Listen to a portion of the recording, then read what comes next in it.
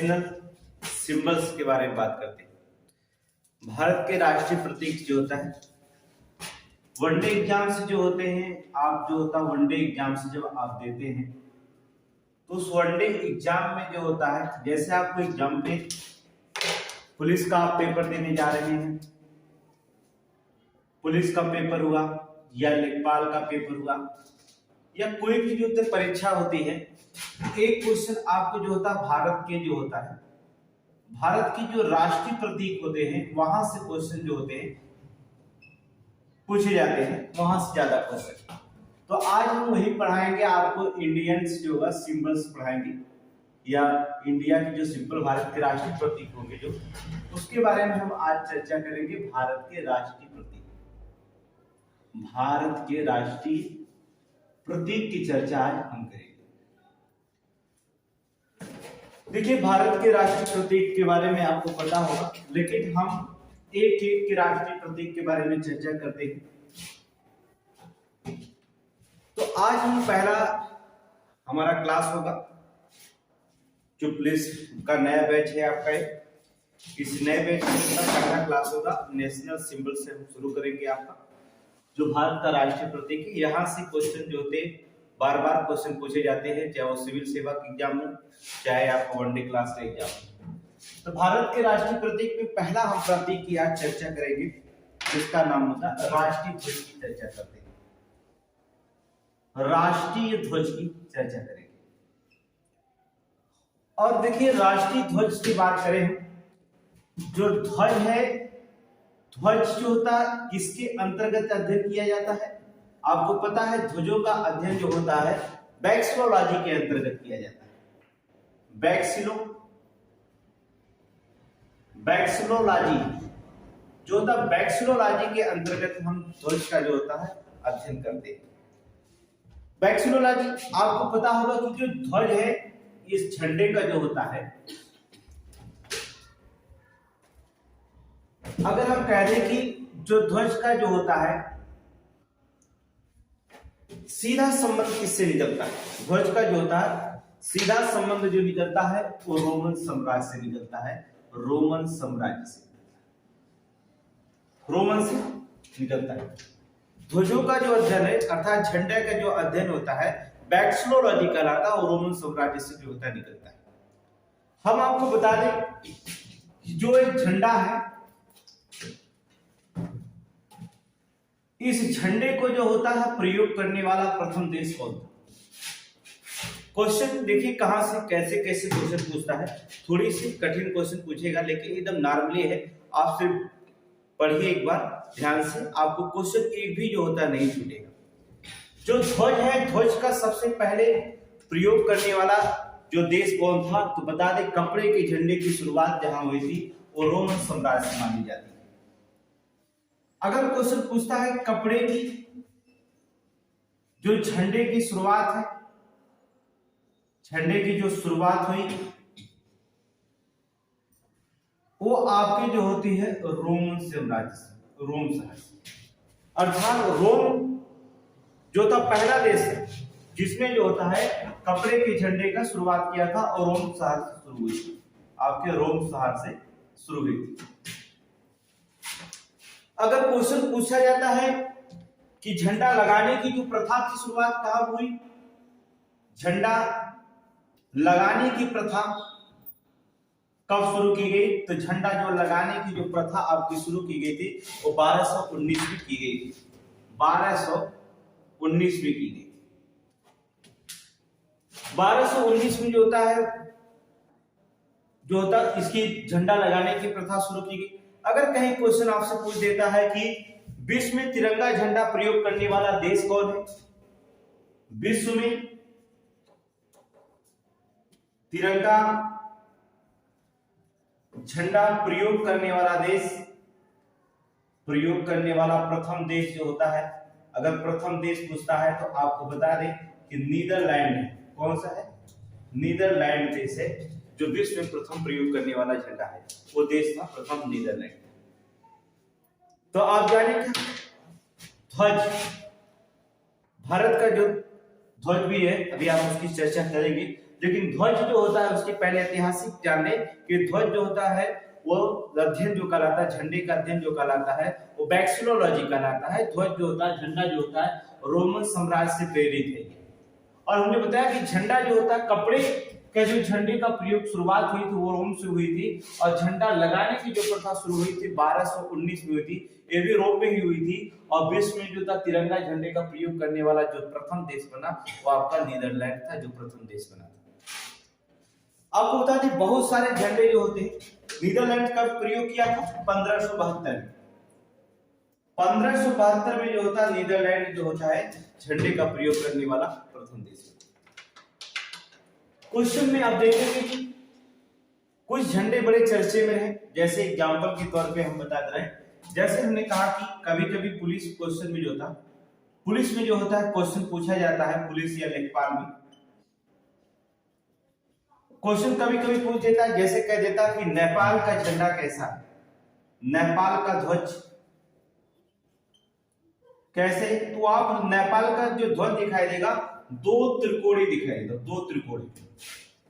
ज्यादा चर्चा में रहेगा, ज्यादा क्वेश्चन पुलिस में पूछा नेपाल का ध्वज कैसा है तो दो त्रिकोणी। कभी-कभी जो होता है लीबिया के झंडे के बारे में चर्चा कर देता है कि लीबिया का झंडा कैसा है, तो लीबिया के झंडा जो होता है हरा रंग का है, हरा रंग है, लेकिन केवल एक मात्र केवल एक रंग है, हरा रंग का पूरे झंडा बनाया गया। लीबिया के बाद अगर सबसे ज्यादा वनडे एग्जाम में अगर झंडे की चर्चा करता है तो साइप्रस के करता है। साइप्रस क्वेश्चन पूछता है कि कौन सा ऐसा देश है जो अपने झंडे पर जो होता है अपना भौगोलिक चित्रण जो होता है बनाया है, तो साइप्रस जो देश है वो अपने झंडे पे होता है अपना भौगोलिक चित्रण बनाया है, अपना क्या किया भौगोलिक जो होता है चित्रण का विवरण दिया है। जैसे भारत का भौगोलिक चित्रण, भारत का नक्शा हो गया, अगर हमने अपने झंडे पे जो होता कह दिया कि भौगोलिक नक्शा बना दिया तो नहीं, ये जो होता है साइप्रस भौगोलिक चित्रण बनता है। एक देश बड़ा चर्चा में रहा जो आपको बता दें कि मोजाम्बिक जो था बहुत चर्चा में था। इसके बाद सबसे ज्यादा चर्चा में था मोजाम्बिक कहां पर पड़ता है, दक्षिणी अफ्रीका देश, एक अफ्रीकी देश होता है, अफ्रीकी देश मोजाम्बिक। ये क्या किया अपने झंडे पे जो होता है AK-47 लगा के रखा है, अर्थात AK-47 राइफल लगाया है। ये चार एग्जाम में बड़े पूछे जाते हैं झंडों का, अगर चित्रण दूसरे का पूछता है यहां से क्वेश्चन कह देगा कि नेपाल का जो होता ध्वज कैसा है, तो दो त्रिकोणी होता है। लीबिया जो होता हरा रंग का होता है, केवल हरा रंग दिखाई देगा। साइप्रस जो होता है भौगोलिक चित्रण, और मोजाम्बिक अफ्रीकी देश जो था AK-47 राइफल लगा के रखा उसको। अब हम आपको भारत के ध्वज के बारे में चर्चा करते हैं कि भारत का ध्वज जो होता है ये तो हमारा ऐतिहासिक, लेकिन भारत के ध्वज की जो होते चर्चा करेंगे।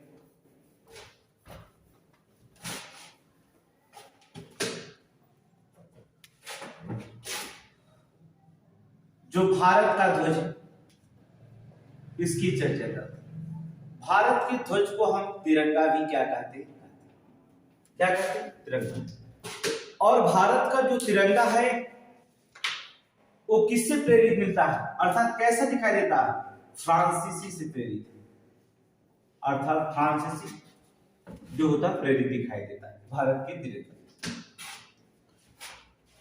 भारत के तिरंगे की चर्चा करें तो पहले हम ऐतिहासिक कालीन कुछ घटनाएं बताते हैं कि भारत के तिरंगे का क्रम सबसे पहले कहां शुरू हुआ था। इसके बाद जो था भारत के तिरंगे की पूरी चर्चा हम कर देंगे। आपको बता दें सन 1905 भारत के तिरंगे के अगर ध्वज की बात करें तो स्वतंत्रता के पहले जो होता है शुरुआत हो गई थी। 1905 में पहला जो होता है झंडा बना था। आपको पता हो कि 1905 में जो होता है स्वामी विवेकानंद की सबसे परम शिष्य थी, स्वामी विवेकानंद की शिष्या, स्वामी विवेकानंद की शिष्या थी कौन थी, सिस्टर नवेदिता, सिस्टर नवेदिता जो होता है 1900 जो होता 5 में ही झंडा बनाया।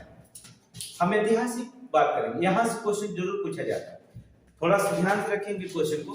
हमने कहा वनडे एग्जाम में पुलिस और लेखपाल अन्य परीक्षाओं में जो होता है सिविल तक लिए क्वेश्चन पूछा जाता है, इसे थोड़ी सी हम गहरी बात बताने की कोशिश करेंगे। ठीक है, इसके बाद जो होता है तो स्वामी विवेकानंद की शिष्या थी सिस्टर निवेदिता। सन 1905 में जो होता है इन्होंने सबसे पहले जो होते हैं झंडे का प्रयोग किया था, अर्थात बनाया था। और उस झंडे में जो होता है उन्होंने क्या कर दिया था, झंडा बनाया था। झंडे में जो बीच में था इंद्र देवता के जो होते हैं वज्र, इंद्र देवता के चित्र का जो था वज्र बनाया था, और दूसरा जो था कमल का फूल बनाया था, कमल का फूल बनाया था। आपको बता दें कि कमल का फूल जो होता है किसका प्रतीक माना जाता है? कमल का फूल जो प्रतीक माना जाता है सभ्यता एवं संस्कृति का जो होता है प्रतीक माना जाता है। सभ्यता और संस्कृति का जो होता है प्रतीक कौन माना जाता है? कमल का फूल माना जाता है। तो पहला 1905 में झंडा, फिर इसके बाद जो होता है झंडा जो होता है 1905 के बाद फिर दूसरा झंडा कब 1906 में जो होता फिर एक झंडा बनाया गया। इस झंडे का निर्माण जो थे सुरेंद्रनाथ बनर्जी के द्वारा किया गया। सुरेंद्रनाथ बनर्जी कब इसको झंडा का प्रयोग किया? उन्होंने कलकत्ता में जो होता है बंगाल विभाजन के समय जो होता है इस झंडे को लहराया गया। बंगाल का विभाजन के समय जो होता है इस झंडे को लहराया गया, तो सुरेंद्रनाथ बनर्जी द्वारा बनाया गया झंडा। तो बंगाल विभाजन के समय इस झंडे को जो होता है लहराया गया था। इनके झंडे को जो बीच में लिखा गया दिखाई देता है, वो बीच में जो था लिखा गया था वो आपका लिखा गया था वंदे मातरम, वंदे मातरम। इन्होंने अपने झंडे में, तो कभी कभी पूछता है कि किसके द्वारा झंडा बनाया गया जो था बीच की पट्टियों में जो होता है वंदे मातरम लिखा गया था, वो आपको सुरेंद्रनाथ बनर्जी जो होता 1906 में जो होता है कलकत्ता में बंगाल विभाजन के समय इन्होंने झंडे को जो होता फहराया। फिर इसके बाद जो होता झंडे का निर्माण किया गया। ये जो होता झंडे का जो सबसे बाद में एक 1907 में फिर एक झंडा बनकर के आया जो विश्व में सबसे ज्यादा पूछा जाता है। याद रखिएगा जो वनडे एग्जाम होता है उसमें सबसे ज्यादा यही पूछा जाता है। 1907 में एक झंडा बना था जिसका झंडे का निर्माण किया था भीखाजी कामा। भीखाजी कामा नाम सुनिए, सबसे ज्यादा मशहूर झंडे इन्हीं का था। भीखाजी कामा जो था झंडे जो होता है बनाए थे। भीखाजी जो कामा थी तिरंगा जो होता बनाए थे 1907 में था, और उसने अपनी तिरंगा जो होता देश के बाहर पहली दफे जो था देश के बाहर कहां पर? जर्मनी के स्टुटगार्ट में, जर्मनी के स्टुटगार्ट में जो होता उन्होंने अपने तिरंगे को क्या किया था? फहराया था। जर्मनी के स्टुटगार्ट के मैदान में उन्होंने तिरंगा फहराया। तो कभी कभी पूछा जाता है आपको वनडे एग्जाम में कि कौन व्यक्ति था जिसने भारत का जो तिरंगा देश के बाहर सबसे पहले कहां फहराया गया था? तो जर्मनी में फहराया गया था। कहां? जर्मनी के स्टुटगार्ट के मैदान में जो था तिरंगा फहराया गया था। तो ये था अखिल भारतीय कांग्रेस अर्थात कार्य मतलब होता है। इसमें क्वेश्चन जो पूछा जाता है, एक क्वेश्चन और बनता है कि अंतरराष्ट्रीय संगठन में, किसी अंतरराष्ट्रीय संगठन में झंडा फहराने वाली प्रथम महिला कौन सी? भीखाजी कामा। याद रखिएगा जो संगठन में होता भारत के जो होता झंडा फहराने वाली प्रथम शासक, भारत के और किसी अंतरराष्ट्रीय संगठन में भारत के झंडा फहराने वाली जो थी प्रथम भारतीय थी। प्रथम भारतीय थी कौन? भीखाजी कामा प्रथम भारतीय थी। ये क्वेश्चन बहुत बार पूछा गया वनडे एग्जाम में। इस क्वेश्चन को बहुत बार पूछा गया है आपको क्वेश्चन, इसीलिए इस क्वेश्चन को मोस्ट इंपोर्टेंट मानेंगे कि 1907 में भीखाजी कामा जी थे देश के बाहर जो होता था जर्मनी के स्टुटगार्ट मैदान में जो होता है तिरंगा फहराया था पहले दफे, और किसी अंतरराष्ट्रीय संगठन में भारत का जो झंडा अगर फहराने का कार्य किया था तो प्रथम भारतीय बनी थी ये कौन? भीखाजी कामा। फिर 1907 के बाद फिर एक झंडे का निर्माण होता है। देखिए कभी भारतीय राष्ट्रीय ध्वज में आ जाएंगे तिरंगे। फिर जो होता है एक ध्वज का जो होता है निर्माण होता है 1913 में। 1913 में जो झंडा बनाया गया था वो बना था गदर पार्टी का नाम आप सुने। गदर पार्टी की स्थापना 1913 में हुई थी। कहां हुई थी? पश्चिमी अमेरिका के सैन फ्रांसिस्को शहर में की गई। सैन फ्रांसिस्को शहर में स्थापना की गई। कई दफे क्वेश्चन पूछा गया। 1913 में जो होता है गदर पार्टी की स्थापना हुई, अर्थात गदर पार्टी की जो होती स्थापना हुई। और जो होता है पश्चिमी अमेरिका की जो सैन फ्रांसिस्को शहर था वहां पर जो होता है गदर पार्टी की स्थापना। अगर क्वेश्चन इसमें भी क्वेश्चन कभी कभी जो होता है पूछ देता है, जैसे कह दिया कि इसके संस्थापक कौन थे, गदर पार्टी के जो संस्थापक कौन थे, तो इसके संस्थापक जो माने जाते थे लाला हरदयाल।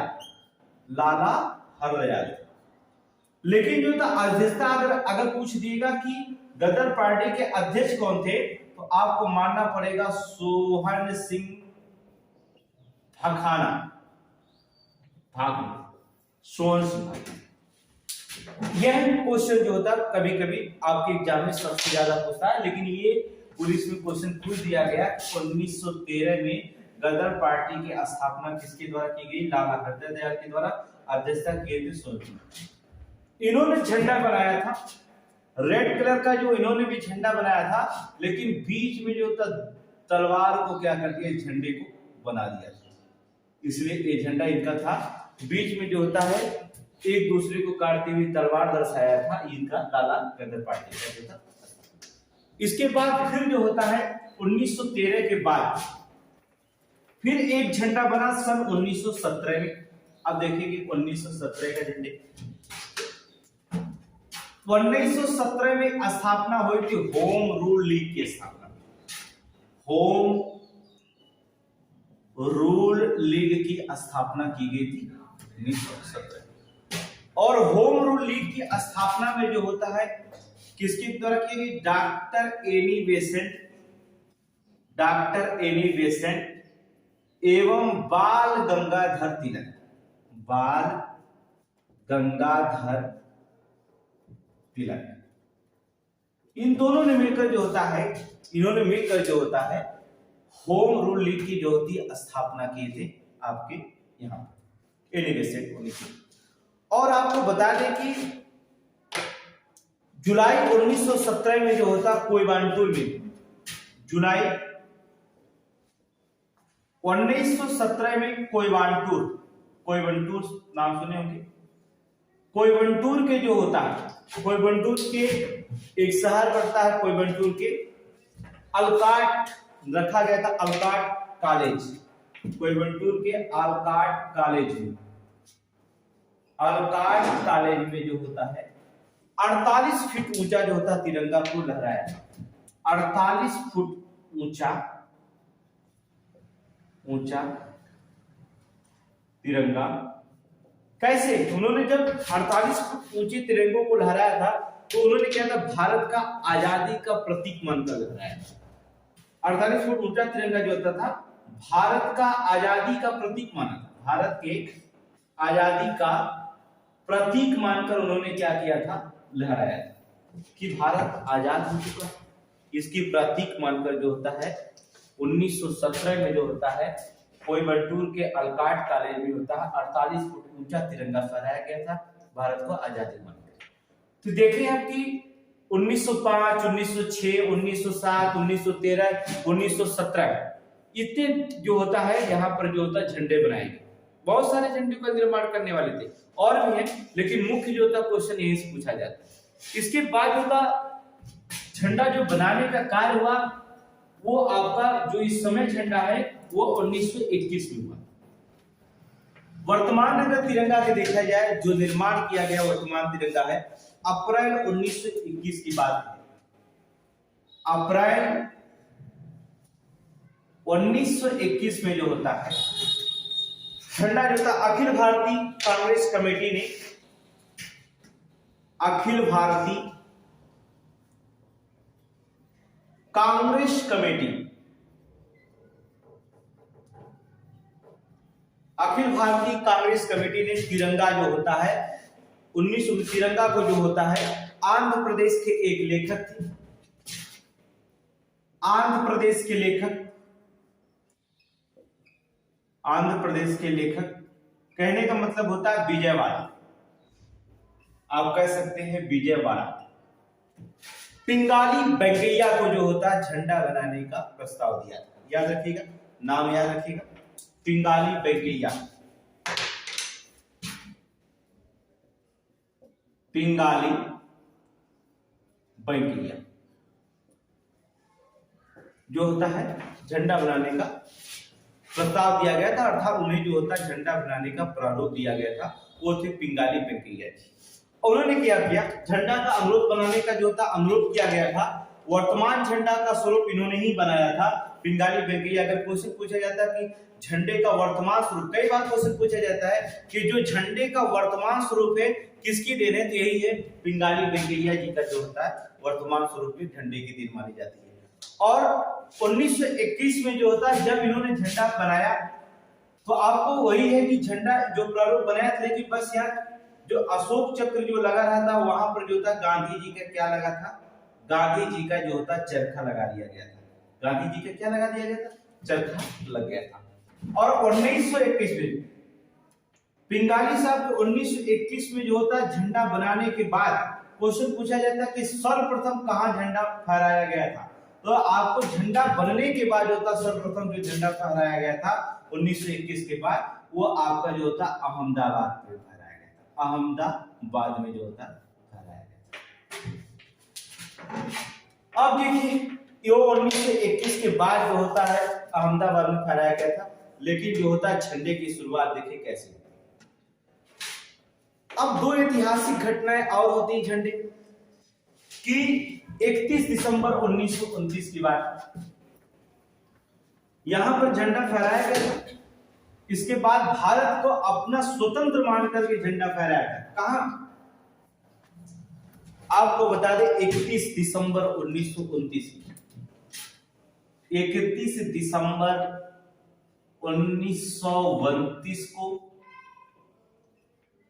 कब, मात्र रात को, अर्थात यहां कह सकते हैं कि भारतीय राष्ट्रीय कांग्रेस जो होता, भारतीय राष्ट्रीय कांग्रेस ने जो होता है कहां पर, लाहौर अधिवेशन, और ये लाहौर अधिवेशन कहां पर था, हो रहा था रावी नदी के तट पर, रावी नदी के तट पर जो होता है। और लाहौर अधिवेशन की जो होता अध्यक्षता कौन कर रहे थे, अध्यक्षता कौन कर रहे थे, अध्यक्षता जो था, अध्यक्षता कौन कर रहे थे, पंडित जवाहरलाल नेहरू जी कर रहे थे, पंडित जवाहरलाल नेहरू जी इसकी अध्यक्षता कर रहे थे। और रावी नदी के तट पर जो होता है भारतीय राष्ट्रीय 31 दिसंबर 1929 को भारतीय राष्ट्रीय कांग्रेस का जो होता है लाहौर में अधिवेशन चल रहा था। रावी नदी के तट पर जो होता है जो झंडा जो होता है पहली दफे जो होता है झंडा फहराया गया, झंडा स्वतंत्र झंडा फहराया गया था। देखिए झंडा बनाने की दो समितियां भी बनाई गई थी। आपको बता दें कि जो झंडा बनाने के दो समितियां, कभी कभी कंफ्यूजन हो जाते हैं कि कौन सी समिति किस झंडे में बनाई गई थी। आज उसको हम आपको क्लियर कर देते हैं, कोई कंफ्यूजन होने वाली बात नहीं है। तो आपको पता चल गया कि 31 दिसंबर सन 1929 को जो होता है 31 दिसंबर सन 1929 को जो होता है कांग्रेस के अधिवेशन चल रहा था लाहौर में जो था, और रावी नदी के तट पर पंडित जवाहरलाल नेहरू की अध्यक्षता में झंडा को क्या किया गया था, फहराया गया। लेकिन झंडा जो बनाने की समितियां बनाई गई थी, दो समितियां थी। एक कभी कभी आपसे कंफ्यूज हो जाते, एक तो बना गया था झंडा समिति, और दूसरा कभी कभी आप पूछ देता है तदर्थ झंडा समिति। तो इससे आप कंफ्यूज ना हो कि कभी कभी अध्यक्ष को लेकर के आप कंफ्यूज हो जाते हैं कि झंडा समिति की अध्यक्षता कौन कर रहा था, तदर्थ झंडा समिति की अध्यक्षता कौन कर रहा था, तो दोनों अलग अलग की बात है।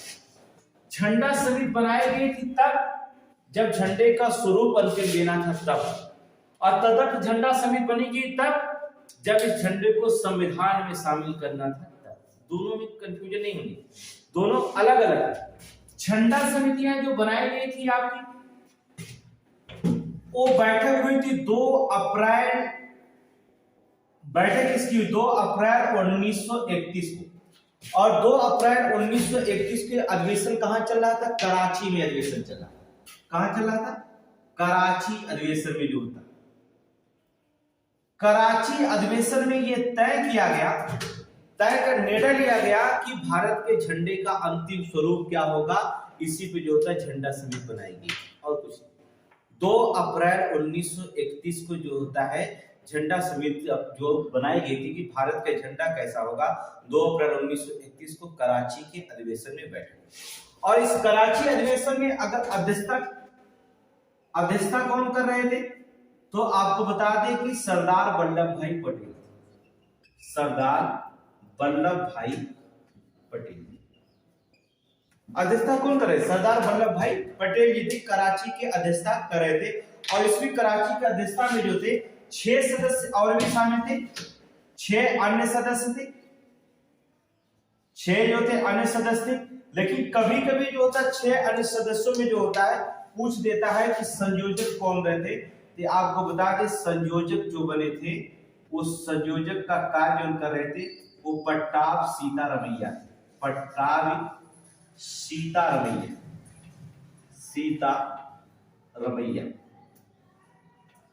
कौन थे, पट्टाभ सीतारमैया जी।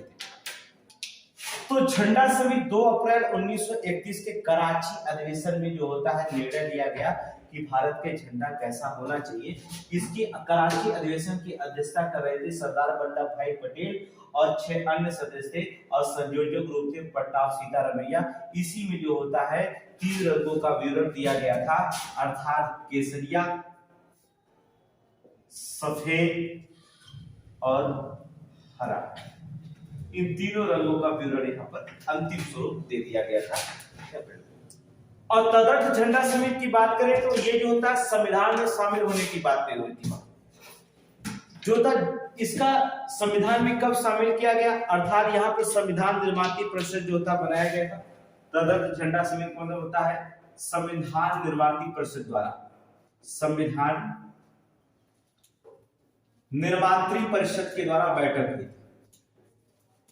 और संविधान निर्मात्री परिषद की जो बैठक हुई थी वो आपकी जो मानी जाती है कि यहां पर रखा गया था 23 जून 1947, 23 जून 1947 में जो होता बैठक हुई। और उस समय अध्यक्ष थे संविधान सभा के, अगर अस्थायी अध्यक्ष थे तो डॉक्टर राजेंद्र प्रसाद जी, अध्यक्षता कौन कर रहे थे, डॉक्टर राजेंद्र प्रसाद। डॉक्टर राजेंद्र प्रसाद जो थे वो आपके अध्यक्षता के स्वरूप निभा रहे थे। तो यहाँ पर जो था झंडा समिति का अधिवेशन हुआ था। अब यहाँ पर जो होता 22 जुलाई 1947 में जो होता है भारत के तिरंगे को जो होता है संविधान में निर्माण हुआ था। संविधान में जो होता है तिरंगे का कब अपनाया गया, 22 जुलाई 1947 जो होता है तिरंगे को जो था संविधान में अपना लिया। अब भारत के तिरंगे की बात करें कि भारत का तिरंगा का स्वरूप कैसा दिखाई देता है आपको, हम इसके बारे में चर्चा करते हैं। देखिए भारत के झंडे का, अब देखिए झंडा समितियां तदर्थ झंडा समितियां दोनों अलग अलग है, आप कंफ्यूज मत होइएगा। तदर्थ झंडा समिति के अध्यक्षता डॉक्टर राजेंद्र प्रसाद, जबकि यहाँ पर अध्यक्षता सरदार वल्लभ भाई पटेल कर रहे थे। और इसका अर्थ होता था कि रंगों का स्वरूप देना था अंतिम, और यहाँ पर जो था संविधान में शामिल करने की बात हुई थी। बस दोनों में कंफ्यूजन नहीं हुआ। अब देखिए क्या करेंगे, भारत के झंडे का स्वरूप देखिए कैसा है, इसमें बताने की आपकी जरूरत है। आप अभी 26 जनवरी गुजरा है और अपने हाथ में तिरंगे लिए होंगे, देशभक्ति से अगर ज्यादा प्रेम है तो आप लिए रहेंगे। देखिए आप जो झंडा बना आपका, तो आपको 3 पट्टियां लगाई गई थी, आप देखेंगे 3 पट्टियां लगाई गई थी और बीच में जो होता है आपका चक्र बना।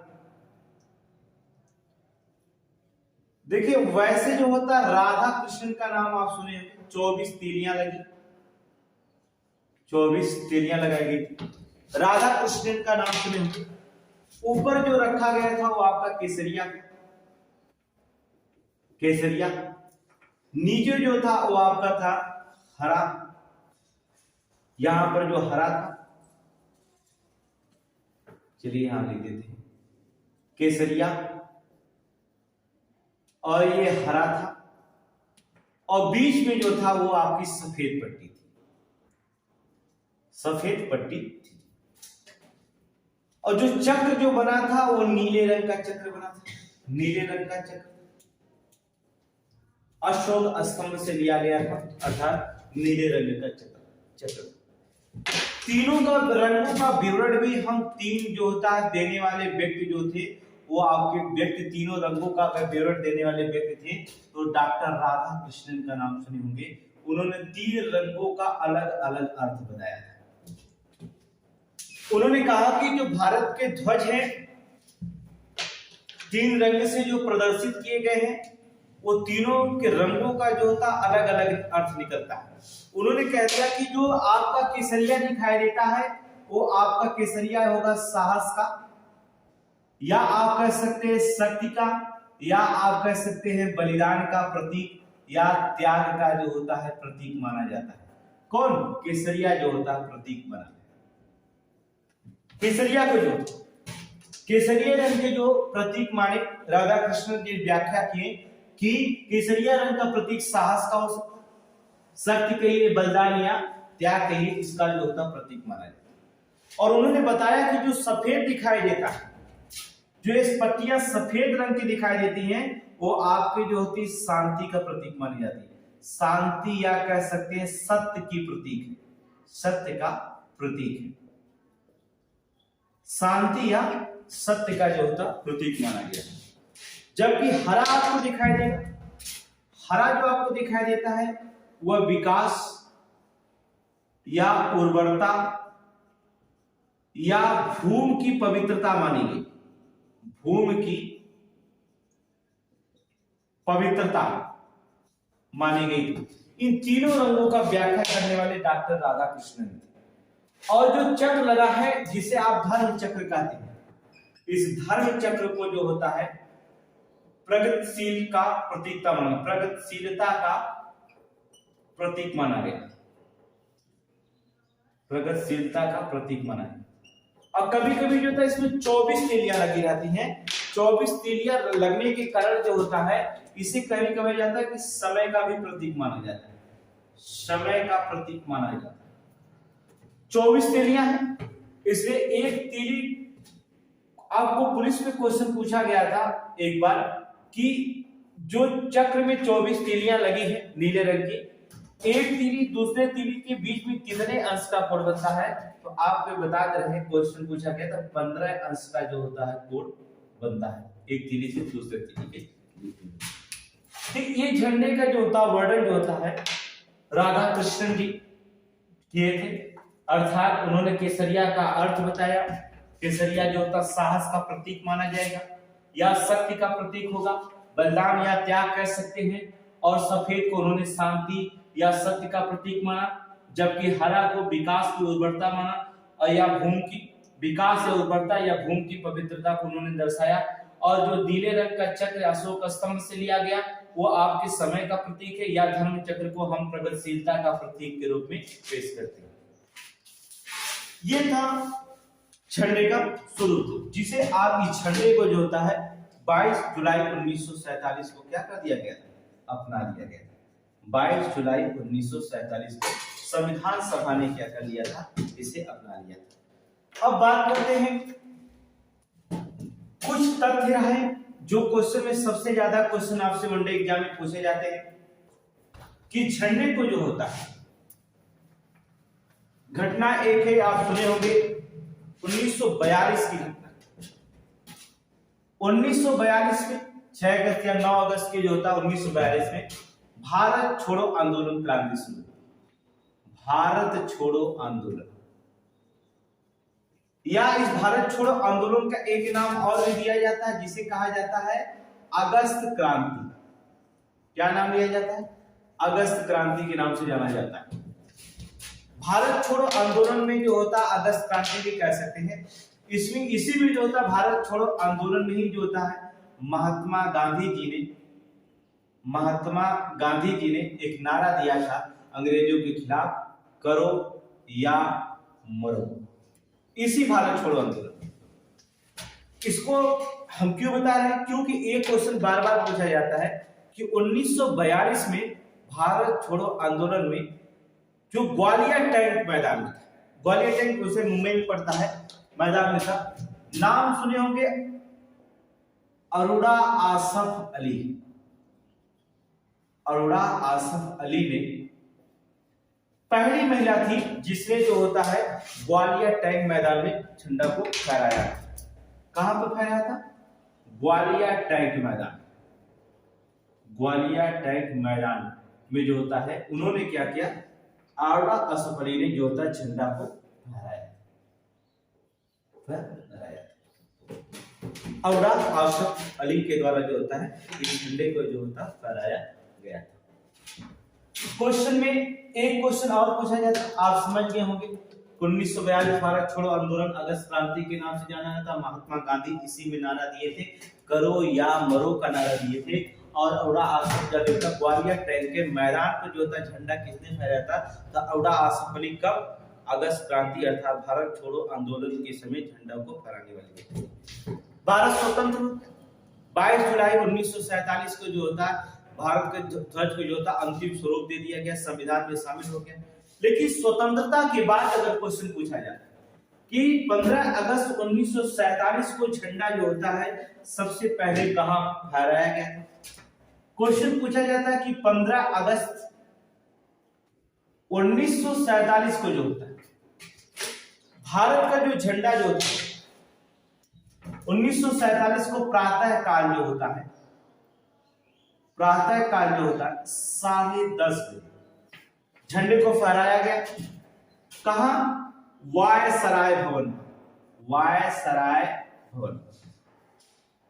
वायसराय भवन पे जो होता है झंडे को जो होता है फहराया गया। ठीक है, पहली दिन फहराया गया। अब देखिए 15 अगस्त 1947 को जब देश आजाद हुआ तो प्रातः काल 10:30 बजे जो होता है वायसराय भवन पे झंडे को क्या किया गया, ध्वज को फहराया गया, तिरंगे को फहराया गया। वायसराय भवन जो होता है इसका नाम 26 जनवरी 1950 को जब संविधान लागू किया गया पूर्ण रूप से, 26 नवंबर को ही लागू हुआ था, लेकिन 26 जनवरी 1950 को जो होता है जब संविधान पूर्ण रूप से लागू किया गया तो वायसराय भवन का नाम जो होता बदल करके क्या कर दिया गया, राष्ट्रपति भवन कर दिया गया।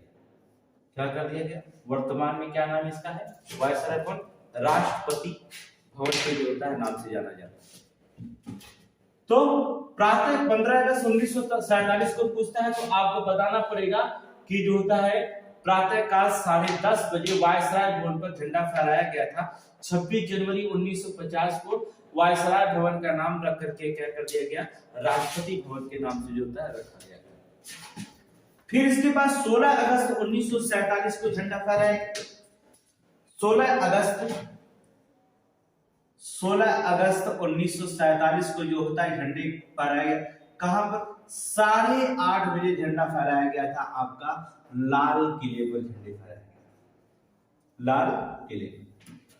जो 26 जनवरी 15 अगस्त को जो होता है लाल किले पर झंडा फहराया जाता है। सबसे पहले भारत में झंडा लाल किले पर फहराया जाता है, इसके बाद सारे देश में फहराया जाता है।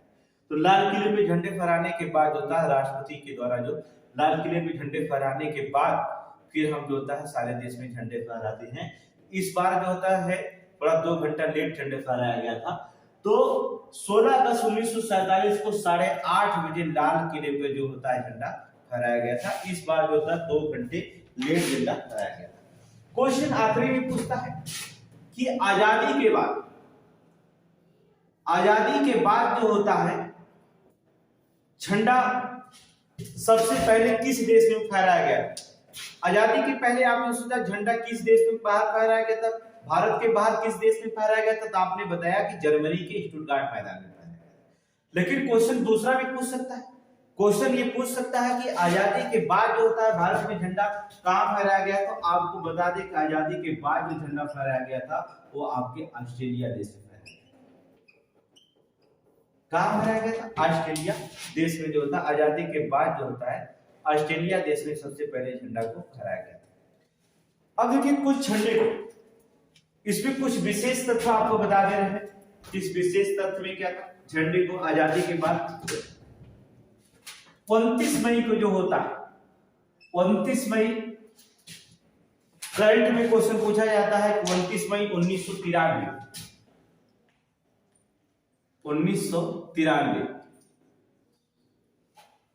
29 मई 1993 नहीं बल्कि 53 लिखेंगे आप। 1953 को जो होता है माउंट एवरेस्ट, ठीक है, माउंट एवरेस्ट पर जो होता है भारत का झंडा फहराया गया था। तेनसिंग नारगे नाम फहराने वाले थे, तेनसिंह। कभी करंट में पूछा जाता है कि माउंट एवरेस्ट पे झंडा पहली दफे कब फहराया गया था, तो माउंट एवरेस्ट पर 29 मई 1953 को माउंट एवरेस्ट पर तेनसिंह जो होते थे नारगे जो होता था झंडे फहराए थे। नारगे वह आप लिख सकते, एडमंड जो था, एक और थे एडमंड हिलेरी, एडमंड साथ में थी, एडमंड हिलेरी जो थी उन्होंने झंडा को क्या किया था? फहराया था। दूसरा, कभी कभी होता अंतरिक्ष में जो होता झंडा कब फहराया गया? क्वेश्चन पूछ सकता है कि अंतरिक्ष में जो होते झंडे कब फहराया गया था, तो अंतरिक्ष में जो झंडा फहराया गया था तो आपको 1971 में फहराया गया था। 1971 में कैसे फहराया गया? तो 1971 में अमेरिका का जो होता अंतरिक्षयान, अमेरिकी अंतरिक्षयान अपोलो, नाम सुने होंगे, अमेरिकी अंतरिक्षयान जो था अपोलो 15 के द्वारा जो होता है हमने अंतरिक्ष में जो होता है अपने झंडे को जो होता फहराया था। सन 1971 में जो होता फहराया गया था। फिर इसके बाद कभी कभी क्वेश्चन पूछता है कि क्वेश्चन उत्तरी ध्रुव पर 21 अप्रैल 1996 की घटना है, आपको बता दें 21 अप्रैल 1996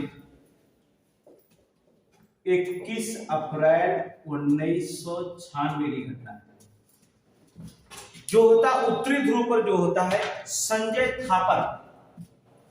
क्वेश्चन पूछता है उत्तरी ध्रुव पर जो होता है तिरंगा फहराने का कार्य किसने किया था, तो नाम रखेंगे आप संजय थापर। संजय थापर ने जो था उन्होंने क्या किया था, उत्तरी ध्रुव पर पहली बार तिरंगा फहराया था। 15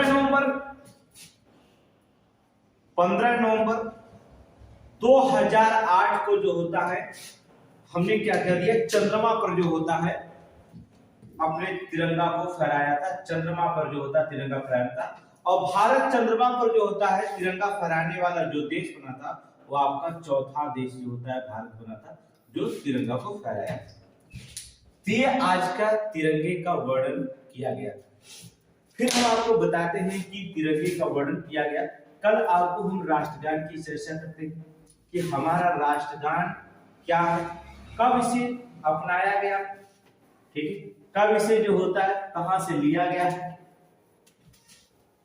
और इसकी लय पद्धति कौन सी है, कितनी भाषाओं में इसके अर्थ निकाले गए हैं।